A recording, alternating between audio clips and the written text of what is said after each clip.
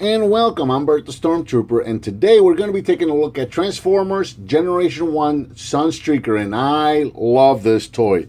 One more time, real quick reminder to everybody that if you see spots on the camera or on the lens or on the screen, my lens is not dirty. I shoot with my phone. I dropped it. I've got some dead pixels. Nothing I can do about that for the time being. So, moving on with Generation 1 Sunstreaker, originally released in 1984, retailed for approximately $10. It's just mind-blowing to me how cheap these guys used to be and how expensive they can be nowadays. So, here in car mode, he's approximately 4.5 inches long and about an inch tall at the back of the wing here. So, this is another one of these, what do you want to call it, unofficial reissues that I got online. So this is one of those figures that unfortunately we're not gonna get an official release or re-release or reissue of, and they can be quite expensive to get. So some of these unofficial releases are popping up online, and they're relatively inexpensive. So I figured I'd check some of them out, and they are really good quality, and so far I'm really liking what I'm seeing. So yeah, with this guy, he is a Lamborghini Countach, which was my favorite car back in the 80s, and it's a little modified. He's got this big engine in the back with that, wing that sticks out a bit, and some liberties were taken from the original car on this guy, but he looks fantastic. And as you can see all the way around, he's made of die cast. Now, some of the tolerances on this guy could be a little better. As you can see, like, the hood doesn't really quite stay together as it should. He doesn't roll quite as well as he should. Actually, he's rolling kind of okay right now for the camera, so I guess that's a good thing. But you see how he hits those sudden stops. He doesn't quite roll as well as he could. Some of these wheels are a little tight, and they don't quite roll freely as this front wheel right here. If it rolled at least like this one does, I think he will roll a little better. So there's that. There's something to look out for. Also, the stickers are not, they're not the best. This is the second one of these. Let me back up a little bit. And you can see right there what I'm talking about with the tolerances. Like these are a little loose. And this is the second one of these that I get. The first one I broke. Now, full disclosure, the first one that I had, I broke it, and that was completely on me. I mishandled it. I did something that I should not have been doing with it, and I ended up damaging the figure. That had absolutely nothing to do with the quality of the toy itself. That was on me. That being said, one thing that I have noticed consistently with these figures, with the two of these that I've had so far, is that the stickers, especially these black stickers that go around the front bumper here, they just don't stick. From the moment you put them on the first time, they just a couple minutes later, like, I put these on and I'd go on to put some of the other stickers, and by the time I get to the rear of the car, these were already on the table. They just fall off. So now I was able to fix that with real simple fix, which is a stick of glue. I just take the label and I just rub it over the top of the glue stick, and I put them back on. Haven't had a problem with them since, but it's something to look out for since we are looking at this KO or unofficial re-release, reissue. I do want to point out some of the things to look out for, some of the buyer beware things that you may want to look out for. So there's that. Look out for the stickers, and we have to re-glue them.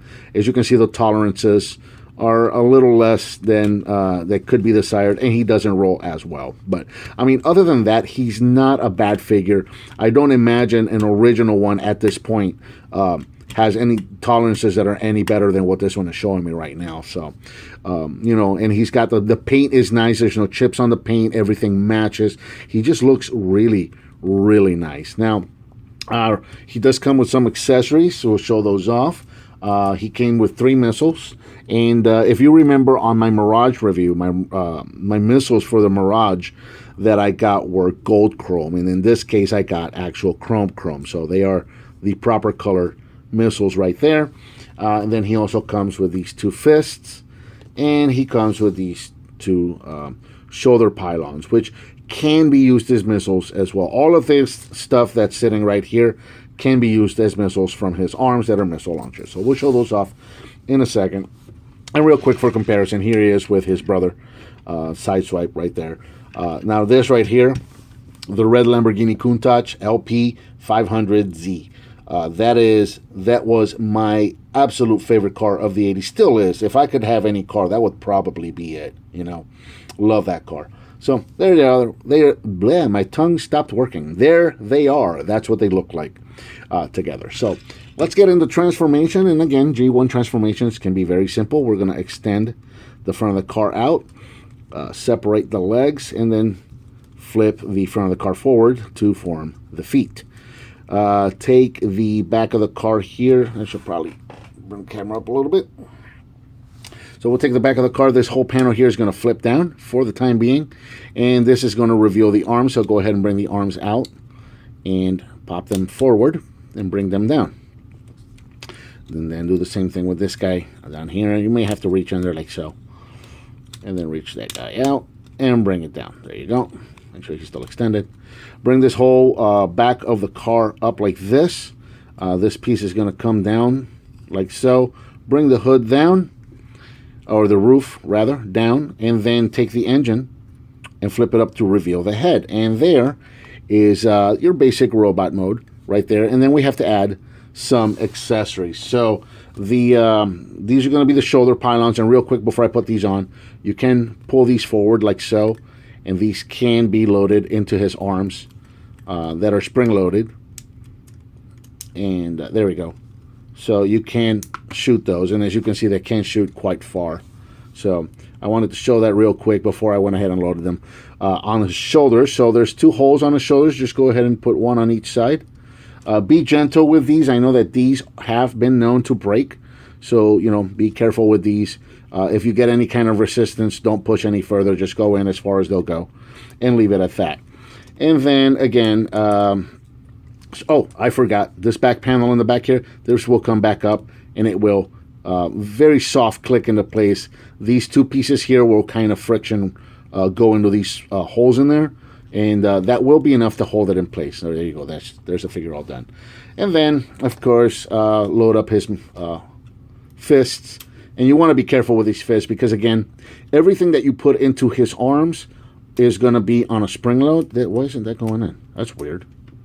That's a first. There you go. I guess I had to push the button to get the fist in. And there is, let me get it centered. There's Sunstreaker in robot mode. Here in robot mode, Sunstreaker is approximately 4.5 inches tall, 5 inches tall. They're all about the same size. Real quick, here he is, compared with Sideswipe, his brother, again. Yeah, so they're about 4.5. Well, Sunstreaker is about 4.5 at the top of the head, 5. A little more than 4.5 at the top of the head, 5.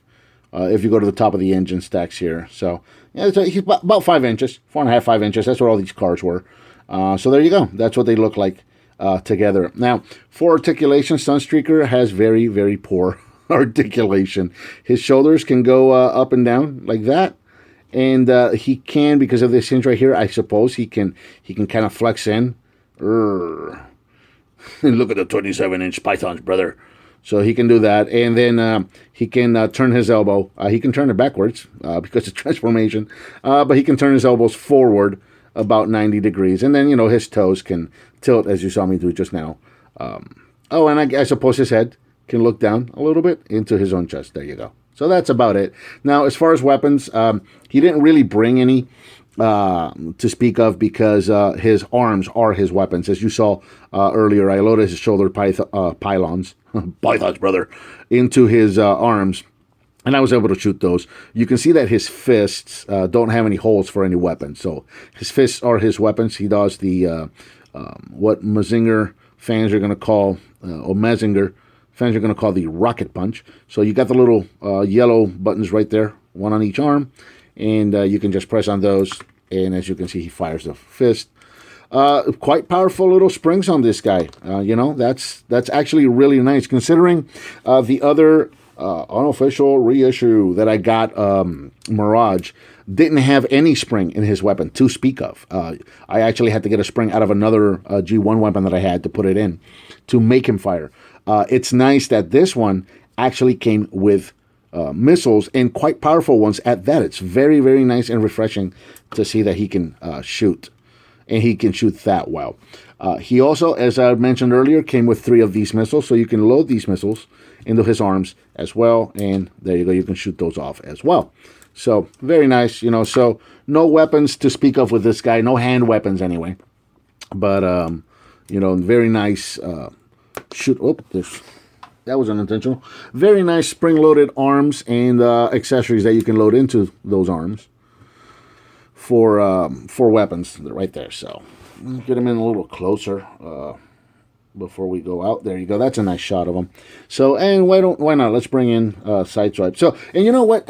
While we're on the topic, speaking of springs, this is a KO or an unofficial reissue or whatever you want to call this.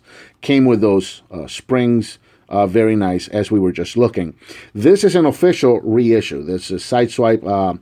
I believe this is the Toys R Us version that we got here. I don't know. I don't remember. It's been a while. But this is an official Hasbro reissue. No spring. Nothing. This weapon does not fire at all. So, sometimes you get springs, sometimes you don't. I've had, this is not the first time I've gotten a KO with a weapon that had a spring, and I had a G1 original that didn't have a spring in the weapon, and I just take the spring out of the KO, put it in the G1. So, sometimes it's a crapshoot. So it's really nice to have him. To this, I'm really, really happy with this Sunstreaker. Like I said, I've bought him twice. That's how much I like him. Well, I broke the first one, but that's on me. So, anyway, enough rambling. I think I'll do that for the closing shot. How's that look?